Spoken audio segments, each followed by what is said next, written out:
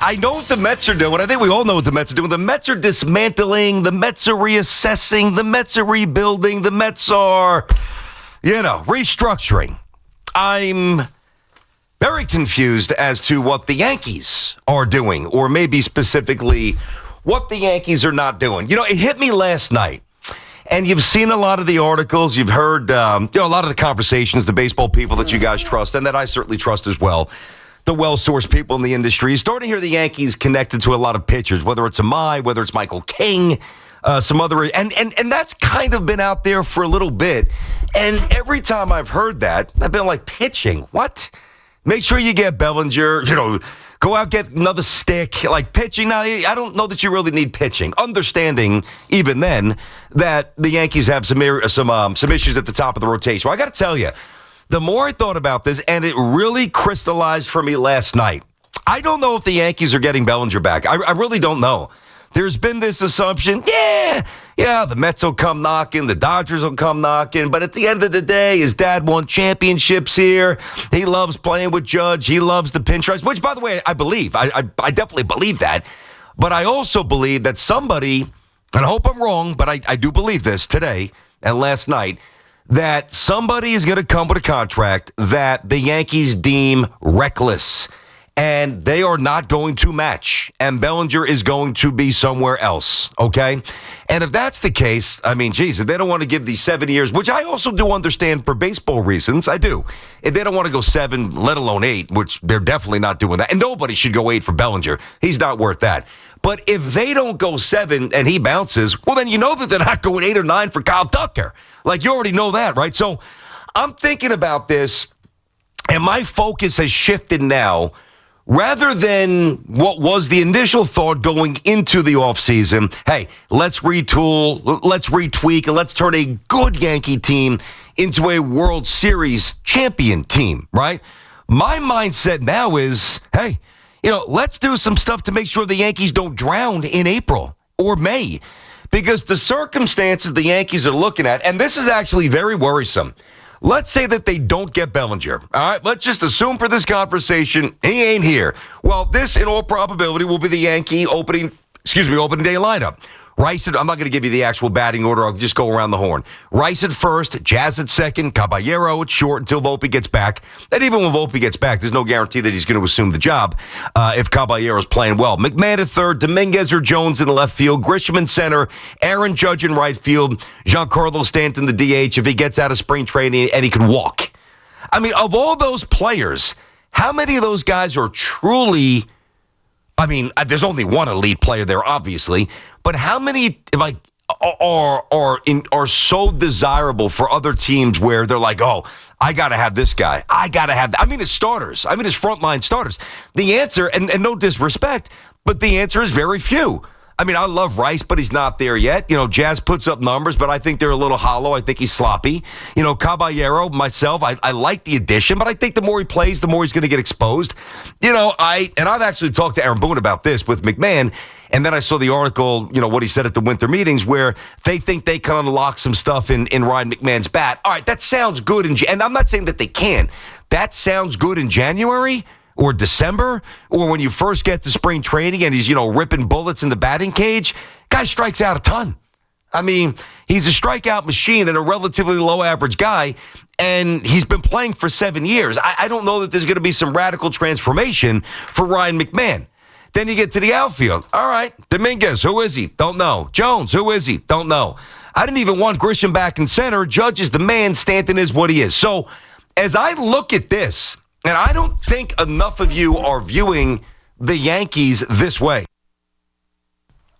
I think still too many of you are a little delusional.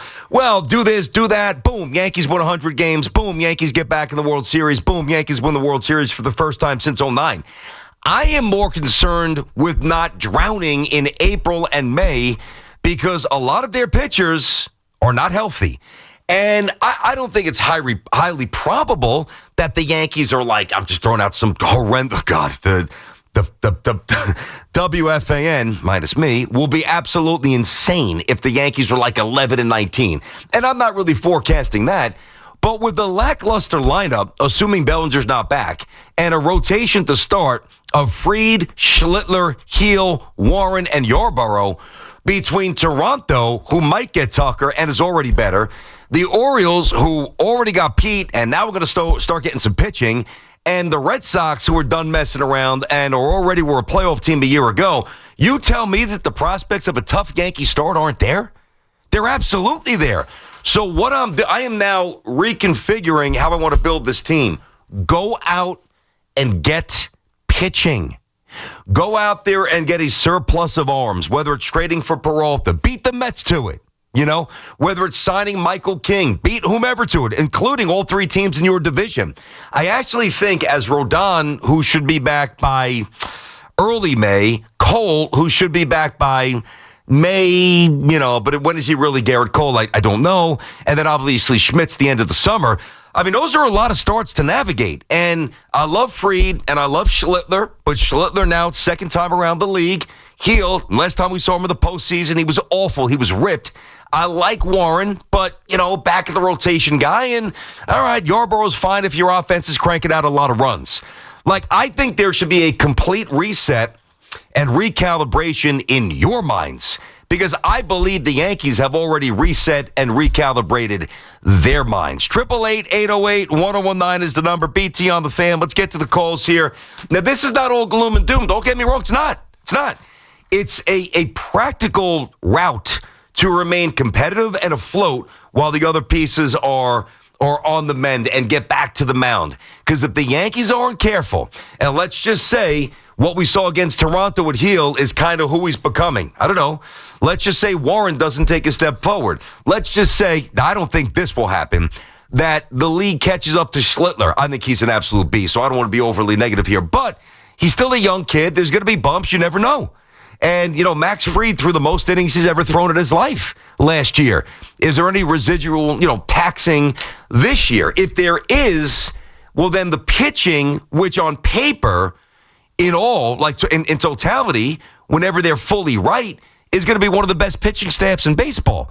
I'm comfortable saying that. But in the interim, as they navigate the Rodon, Cole, and certainly Schmidt to a lesser extent stuff, you're trotting out a lineup right now that could be without Bellinger that has a lot of holes. You want to mess around with that? You want to mess around and risk being, I don't know, I'm just throwing stuff out, 7 games out at the end of April? That's not impossible. If you think, I actually think that Toronto's in the middle of trying to transform themselves into the East Coast, Canadian version of the Dodgers. I think they're going full bore. I think they're going after Tucker. I know they're going after another arm. They've already made some moves in that rotation. They're not messing around.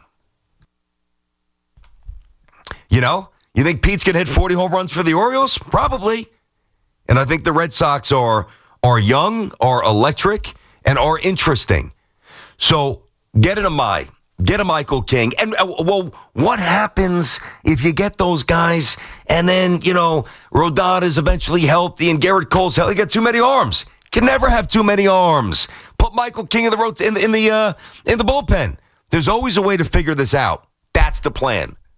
Because for the first time, I've always kind of known, and I've said this with Sal, they're not going after Tucker. It's a pipe dream. But I've always assumed that Bellinger was coming back. Guess what? I'm no longer assuming that. I do not think that the Yankees will go the extra mile to get him. And I'm very worried that somebody will. 888-808-1019. BT here on The Fan inside of our Town Fair Tire studio. Our friends remind you that you always get the guaranteed lowest price on name brand tires from Connecticut to Maine. Nobody beats Town Fair Tire. Nobody. All right, first up, Thomas Yonkers on The Fan. Tommy boy, what's going on? Thomas. All right, come on. Hey, Frank's in Syosset. What happened, Frankie? Go ahead. Yeah, going to miss you, BT. Thank you. Yeah, I agree with you, BT. I've seen enough of Dominguez. I think that, my personal opinion, I'd rather see Rice behind the plate. I think he has more of a bat than Wells. I agree with that. I think they should go after a legitimate first baseman. Ricky Ricardo fills in sometimes, and I love Ricky. I love Ricky. He's awesome. Great dude. great guy. And he treats the callers great. And he had a reporter on his show a few weeks back that covers the Yankees on a regular basis. And the reporter said that they're going out for a bullpen arm. Okay. Not even a starter. Yeah, I'm certainly not here to refute. And thank you for the call there, Frank. To refute others' reports, I'm not going to do that.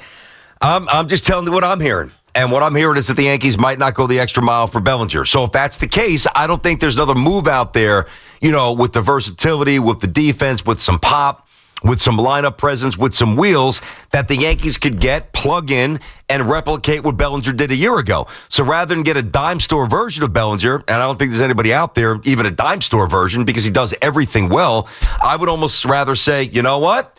Let's just load up on the arms and, hope Dominguez takes a massive step. I'm not saying this is the absolute winning plan. I'm just giving you an alternate plan. By the way, Ricky Ricardo, I love that guy. So let me see, it was not this past season, it was 2 years ago. When did I do the Yankees game? Yeah, 2 years ago, right, though? 2 summers ago? So, obviously I've been to a million games and I've called a million games for different sports. Never called the Yankee game. It was an incredible thrill. It was awesome. And Ricky really showed me the ropes. Hey, by the way, maybe I'll get more Yankee games. I got some time. Hey, Hal. Hey, Hal, stop yelling at you.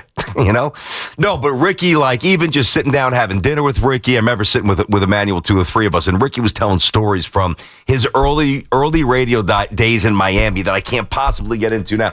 He is a lunatic and a warm-hearted, very welcoming, great guy. So that last caller's assessment of Ricky was spot on. Great dude. John's in Danbury, Connecticut. What's going on, John? How are you? Good, BT. Thanks for taking the call, man. I always appreciate your baseball takes.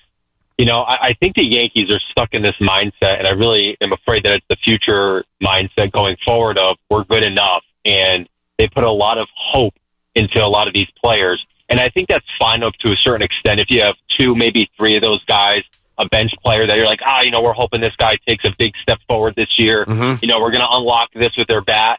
But I feel like that's half or 2/3 of the lineup now. Yeah, you have a sure thing in Judge. You know what Giancarlo is if we bring Bellinger back. But the rest of it, it's like, Jazz is Jazz. He's going to bat, 225, maybe 250 on a good year. He's going to have a ton of strikeouts. To your point, you have McMahon who goes up to bat. He's a strikeout machine. I'm not confident. I do think Grisham, if he changes his approach, can be like a Gardner type where he battles at the plate and he's, 10 pitches into No, he's never going to change. No, John, I wish, but that's not going to happen. If anything, he's going to go for more power. That's never going to happen. He's not going to change his approach. But then we're stuck in this mindset of feast or famine. And, when Judge isn't hitting, then we're going to sit there and saying, hey, we're going to be losing these, 2-0, 2-1 ball games if we have good pitching and if they're healthy. Yeah. It makes me nervous, the mindset that Cashman and Steinbrenner have of, tightening the belt and making sure that the budget's, lean and we got to really squeeze everything out. And Cashman's been pretty good at that throughout his career, but I think it's getting to an extreme where, the MLB is changing. You're starting to see, what the Dodgers are doing. You're starting to see what the Mets are doing, and it's a different world out there. And I think Steinbrenner's going to have to realize that in the next 5 to 7 years that maybe this isn't for him, and maybe he needs to take a step back and sell more of his stake. I'm not saying just yet. He's not going to do that, John. That's John, that's where you lose me. Why would he sell? Why? Why would he sell? They're incredible. They're as profitable as anybody. Their valuation was the number 1 in the sport. I'd have to double check. I believe the Yankees have a higher valuation than the Cowboys. I'd have to double check that. You know what's interesting thing about this though? For years, I'm going back in the day. Back in the day, the Yankees bench was unbelievable. Again, I'm going back in the day, dynasty back in the days. Chili Davis coming off the bench and Ruben Sierra coming off the bench and, Leyritz coming off the bench and, even some other guys, rotational pieces, a Spencer, a Ricky Leday, the names, right? It's amazing. But then they also had amazing frontline players as well, and that's why they were a dynasty. Everywhere was pretty much either, an elite pitcher or an elite hitter, with multi-tools. Then they kind of morphed into, they had a couple of big names, but their bench became very weak over the years, which was why It's almost like they ignored it, which is why I was excited's a bit strong, but certainly I was down with the move for Rosario, the move for Caballero, like to give the manager some versatility. And I like that Rosario's back. I like that Caballero's here. I like that Oswaldo Cabrera. He's never going to be a great hitter, but, he's a great clubhouse guy. He's young, can play a couple. He's a very good fielder, can play a couple spots. The irony here is that as the Yankees bench is strengthening, it's almost like too many of the position spots are weakening. And is that by design? Is that because maybe just some of the young players haven't popped to the degree that they thought that they would? Is it maybe a little bit of both? I don't know. But I'm not messing around. I'm not going into this season if they don't get Bellinger, and I can't wait around and run the risk of him coming back to me just because he loves me. I got to be proactive, and I'm getting a pitcher in the next week or so. I'm signing Amai. I'm signing Michael King. I don't think that they would trade for Peralta, but I'd certainly pick up the phone and try to beat the Mets or somebody else to it. You've got to think of multiple ways to be incredibly competitive. And notice how I'm not even saying multiple ways to be a World Series championship team. Because right now I think the Yankees are far away from that. And my more pressing concern is being buried in April as Cole and Rodon and these guys come back if they don't have a surplus of arms, which without any additions, they won't. Jimmy's down in South Carolina. Jimmy's on the fan with BT. What's up, Jim? Hey, BT. I just want to say I'm a big fan of yours. I'm a big fan of yours. Now we're going to miss you. Thank you, Jimmy. Hello? Yes, I appreciate that, Jimmy. Thank you, pal. Hey, BT. I was going to ask you, what do you think? What do you think the Yankees will do this off season? Do you think? I know the next year. Do you think they're going to have a good team next year or a bad team next year? What do you think?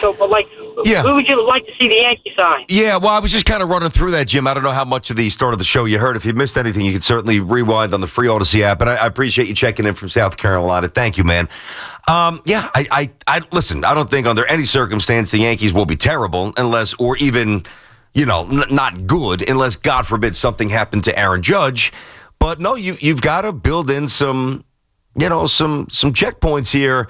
It's easy to sit here in December and say, Rodon's going to get back. He'll be good. Cole's going to get back. He's going to be an absolute horse. And Schlittler's going to be a stud in year 2. And he very well might. But, there's a lot of variables. And when there's a lot of variables in the lineup, as there are, and there's some variables certainly in the rotation and the bullpen, well, that is not good in a division that is getting better and better and better. And by the way, more bold and more aggressive by the year with those other teams, really outside of Tampa. Eddie's on Long Island. Eddie, what's going on? Yeah, BT, happy holidays. How you doing? I'm good, Eddie. What's happening? Same to you, man.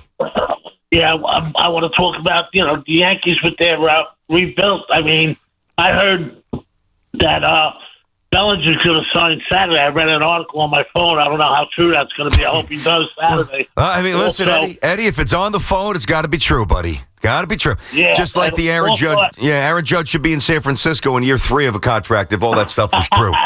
Also, I heard they want to sign Verlander because Cole is not starting the season. That's horrible. Come on. No. I know. Also, getting McMahon, they need defense. You got to remember, Toronto in the World Series, 9 straight playoff games without an error they had.